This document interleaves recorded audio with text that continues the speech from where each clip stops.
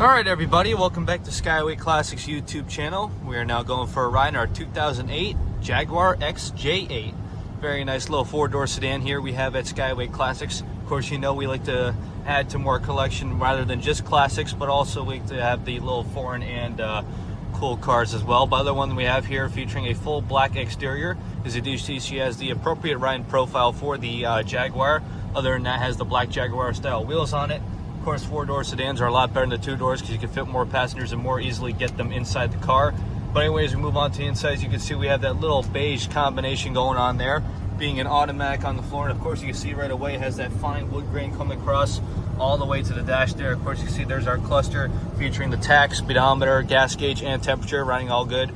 Even have the built-in clock right there between the two AC vents. And of course, with the AC blowing nice and cold right now on a hot Florida day, it is very nice to have equipped with the Jaguar in it.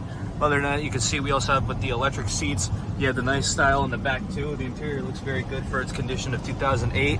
Other than that, besides the power seats, got power seating settings on it, along with power locks, power mirrors, power windows, all the cool stuff you can get with the 2008 Jaguar XJ8.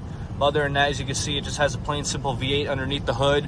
Very nice to have, especially in a smaller car like this. Definitely goes for its power. And of course, this one only having 111,000 miles on it. You are going to go pretty far with it as long as you take good care of it.